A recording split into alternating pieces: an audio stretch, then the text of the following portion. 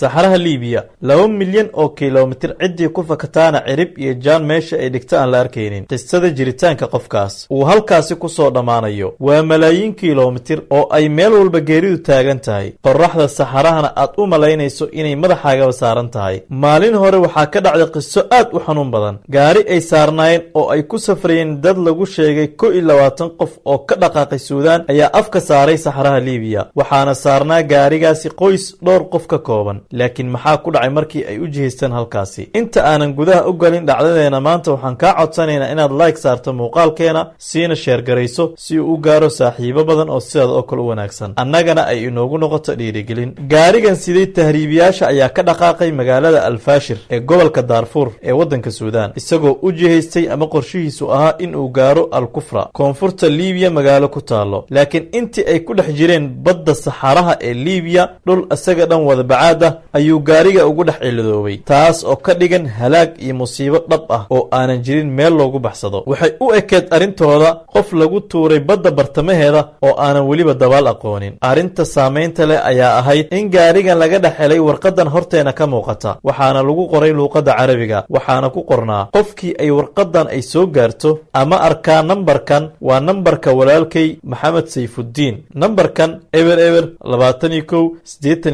21 waan idin macsalaamaynayaa aabe iyo naasir sidoo kale waan idin jeclahay aabe iyo naasir sida aan filayo warqadan waxaa qortay gabar ka mida dadkii gaariga saarnaa waxay tidhi ama hadalkeeda ku soo gebagabaysay aabe iyo naasir inoo hadiyeeya qur-aan ilaahayna raxmad inoo weydiiya ayay hadalkeeda ku soo gebagabaysay kuna sii darso dhammaan dadkii gaarigan saarnaa halkaasi ayay ku nafwaayeen qofna kama uusan badbaadin arrinka naxdinta leh ee dhacdadan ku saabsan ayaa ahaa in dhacdadani la ogaaday muddo 6 bilood kadib waa 6 bilood kadib taas oo ka dhigan in muddo 6 bilood ay gaariga sidaas ugu dhex jireen taas oo muujinaysa inay adag tahay in saxarahani laga badbaado ciddii ka badbaadana ay xaaladoodu adag tahay cid ogaanaysana aysan jirin haddii ay qayliyaan iyo haddii ay wax walba sameeyaanba qoyskan wuxuu geeriyooday bishii 8aad sanadkii ina soo dhaafay ee 2020 intaasna cid ka warhaysay ma jirin muddo 6 bilood taas oo sabab u ah in saxarahani uusan ahayn dhul yar ayna adag tahay in qofkii ku dhintaa si fudud loo arko haddaba sidee lagu ogaaday halaaga qoyskani qabsaday 10kii bishii lasoo dhaafay ee February ayaa xarunta booliiska ee magaalada Kufra ee waddanka Liibiya waxaa soo gaartay fariin ah in meel 400 oo mitir u jirta magaalada lagu arkay gaari bacaad ku jira gudihiisa iyo hareerihiisana ay yaalaan dad meyd ah fariintan waxaad arkaysaa in meel dadka ugu dhoweyd ay u jirtay 400 oo mitir mana ahan masaafo sahlan oo ay fududahay in uu qofka si sahal ku gaaro arrinkoodana ma ahayn arrin sahlan waana tan keentay in ay fariintan qoraan kadib markii ay arkeen in geeridu ay meel walba ka soo weerartay aysan jirinna meel ay ku baxsadaan gaarigaas waxaa saarnaa sidaan horay u soo sheegnay 21 qof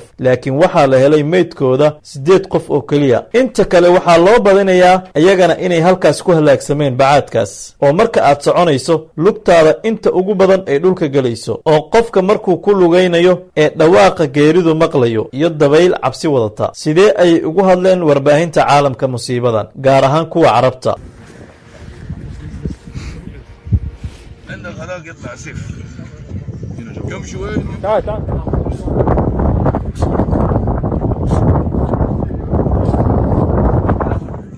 waxaan maqalnaa saxaraha ayaa lagu dhammaaday lagu halaagsamay waxaa qayb ka ah qofka marka uu bartamaha bacaadka uu istaago in uu waayaba meel uu afkiisa u jihaysto meel walbana ay ka jirto bacaad ama sahaydiiba ay ka go'do saxarahan waxaa ka mid ah dadka ku dhintay dad badan oo Soomaali ah oo ahaa tahriibiyaal halkaasi ku tahriibayay ee jaan iyo cirib meel ay dhigeen la waayay ilaa haddana dadkoodii nolol iyo geeri midna aysan ku haynin saxaruhu waa halaag degdeg ah oo aanan ka soo noqod lahayn haddii maalin ay niyadaada ku soo dhacday inaad tahriibto xisaabtaada ku darso arrinkan in geeri dhab ah ay kaa horayso ayna adag tahay sida aad uga badbaado khatarta ugu weyn ee qofka soo wajahaysa ayaa ah in uu qofka isku dhex yaaco markuu saxaraha dhex istaago jihada meel ay ka jirta uu waayo kadibna meel khaldan oo aan dhammaad lahayn in uu afka aadiyo kadibna halkaasi uu ku geeriyoodo ka joog tahriibta waa halaag oo ay adag tahay sida loogu badbaado